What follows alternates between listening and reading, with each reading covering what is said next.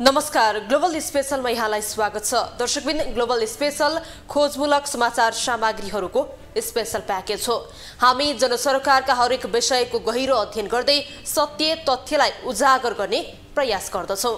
सत्य तथ्य र निष्पक्ष समाचारको प्याकेज दिने हाम्रो प्रयास निरन्तर जारी छ। शताब्दी पुरुष सत्यमोहन जोशीको 103 वर्षको उमेरमा आइतबार निधन भएको छ। नेपाली साहित्य, कला र पुरातत्वका ज्ञाता रहेका जोशीको आइतबार निधन भएको हो।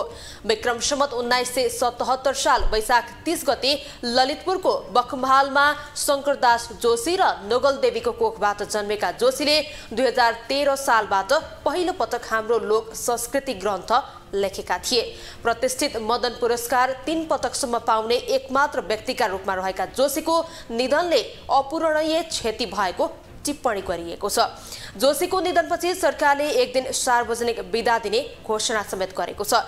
जोशीको पार्थिव शरीरमा प्रधानमन्त्री शेरबहादुर देउवाले राष्ट्रिय झण्डा उडाएका छन् भने दलका शीर्ष नेताहरूले समेत श्रद्धाञ्जली अर्पण गरेका छन्। आजको कार्यक्रममा हामी यिनै विषयमा चर्चा गर्नेछौँ।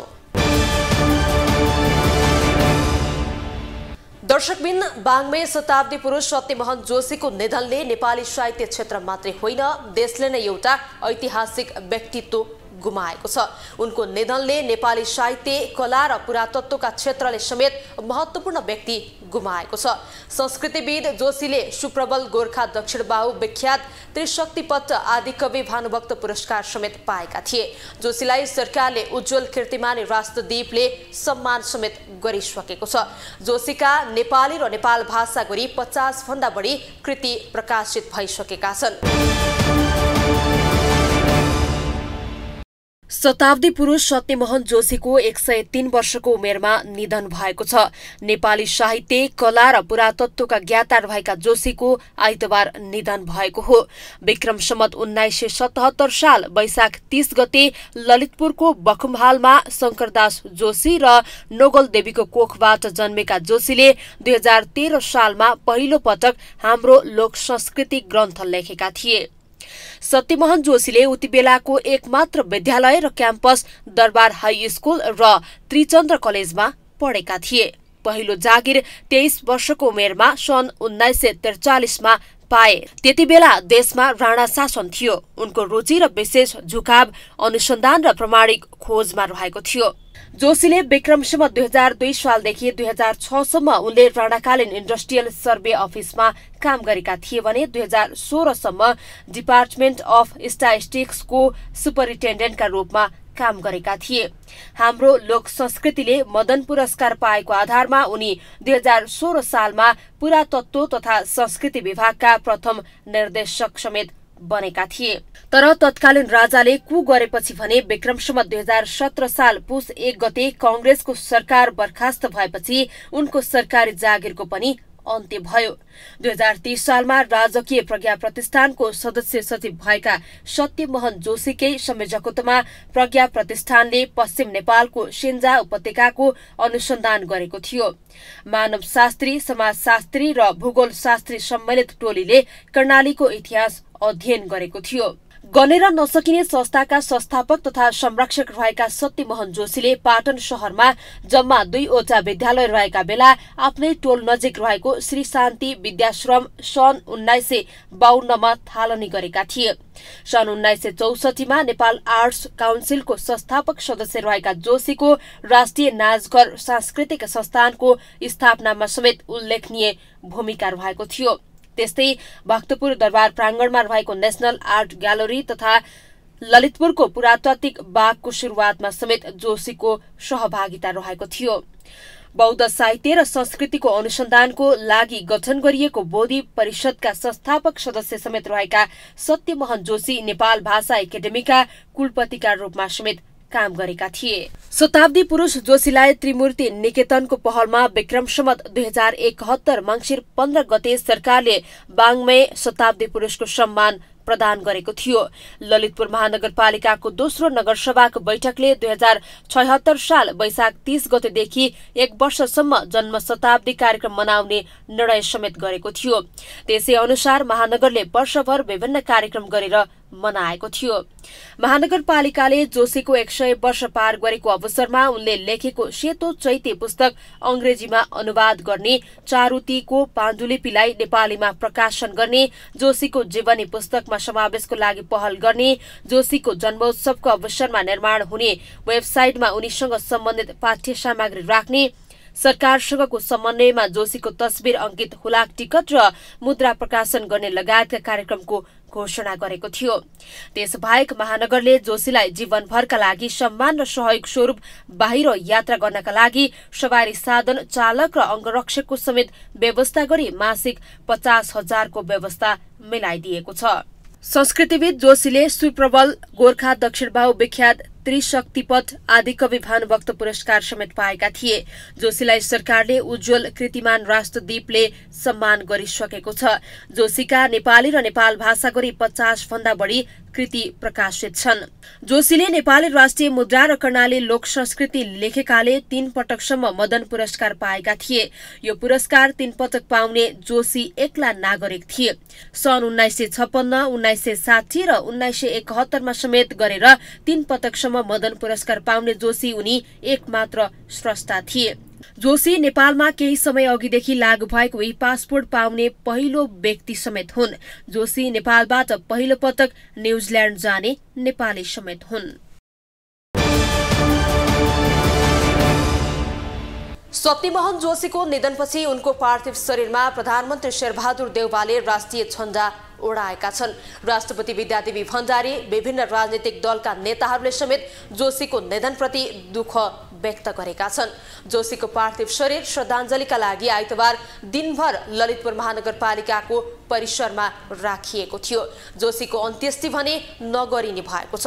मृत्यु अघि नै जोशीले आफ्नो शरीर किस्ट अस्पताललाई दिने घोषणा गरेका कारण उनको शव अस्पतालमै राखिने भएको छ। वाङ्मय शताब्दी पुरुष सत्यमोहन जोशीको निधन भएको छ। 103 वर्षको उमेरमा जोशीको आइतबार बिहान निधन भएको हो। उनको पार्थिव शरीर श्रद्धाञ्जलीका लागि पुल्चोक स्थित ललितपुर महानगरपालिका भवन प्राङ्गणमा राखिएको थियो। प्रधानमन्त्री शेरबहादुर देउवाले जोशीप्रति श्रद्धाञ्जली अर्पण गर्दै राष्ट्रिय झण्डा ओढाए।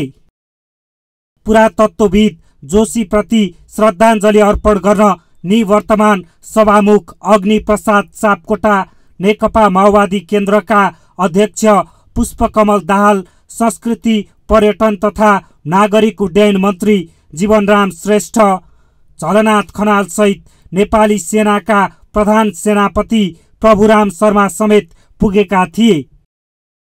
सत्यमोहन जोशी नेपालको कला, साहित्य र संस्कृतिका अत्यन्त महत्त्वपूर्ण धरोहर हुनुहुन्थ्यो र उहाँले नेपाली कला, साहित्य र संस्कृतिको विकासमा, संरक्षणमा जुन असाधारण भूमिका निर्वाह गर्नुभएको छ त्यो नेपालको इतिहासमा एउटा उज्जवल नक्षत्रको रूपमा सदा सदा लेखिनेछ।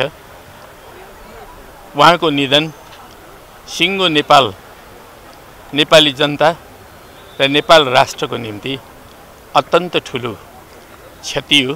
अब उहाँ एउटा जिउँदो इतिहास हुनुहुन्थ्यो।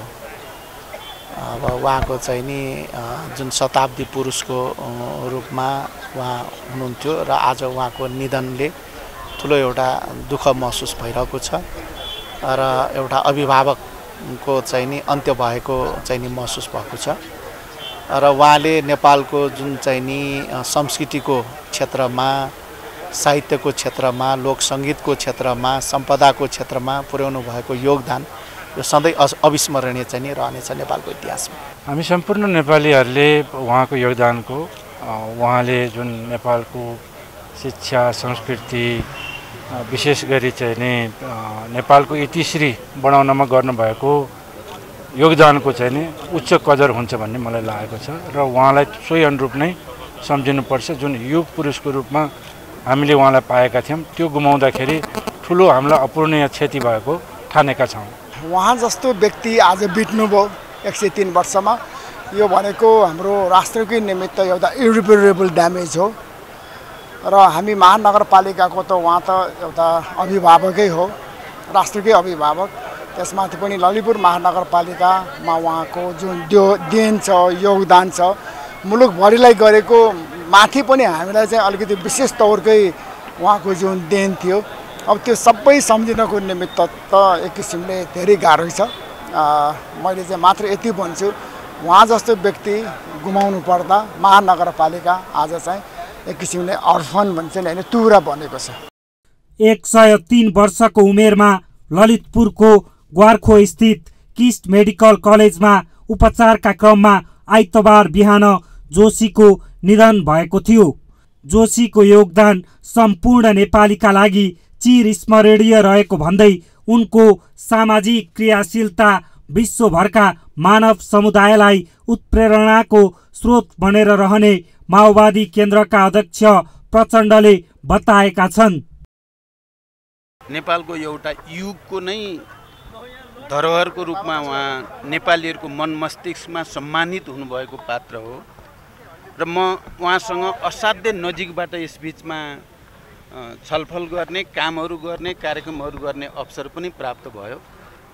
उहाँले भाषा, साहित्य, संस्कृतिमा गरेको योगदान चिरकालसम्म नेपाल र नेपालीले सम्झना गरिराख्नेछ। विक्रम सम्वत 1977 साल वैशाख 30 गते ललितपुरको बखुम बहालमा शङ्करदास जोशी र नोगल देवीको कोखबाट जन्मेका जोशीले 2013 सालमा पहिलो पटक हाम्रो लोक संस्कृति ग्रन्थ लेखेका थिए। जोशीले सुप्रबल गोर्खा, दक्षिण बाहु, विख्यात त्रिशक्ति पट्ट आदि कवि भानुभक्त पुरस्कार समेत पाएका थिए। जोशीलाई सरकारले उज्जवल कीर्तिमान राष्ट्रदीपले सम्मान गरेको थियो। जोशीले नेपाली राष्ट्रिय मुद्रा र कर्णाली लोक संस्कृति लेखेकाले 3 पटकसम्म मदन पुरस्कार पाएका थिए। यो पुरस्कार 3 पटक पाउने जोशी एक्ला नागरिक थिए। सन् 1956, 1960 र 1971 समेत गरेर 3 पटकसम्म मदन पुरस्कार पाउने जोशी उनी एकमात्र स्रष्टा थिए।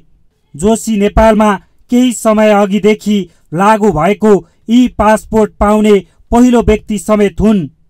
जोशी नेपालबाट पहिलो पटक न्युजिल्यान्ड जाने नेपाली समेत हुन्। जोशीका नेपाली र नेपाल भाषा गरी 50 भन्दा बढी कृति प्रकाशित छन्। अलविदा वाङ्मय शताब्दी पुरुष सत्यमोहन जोशी।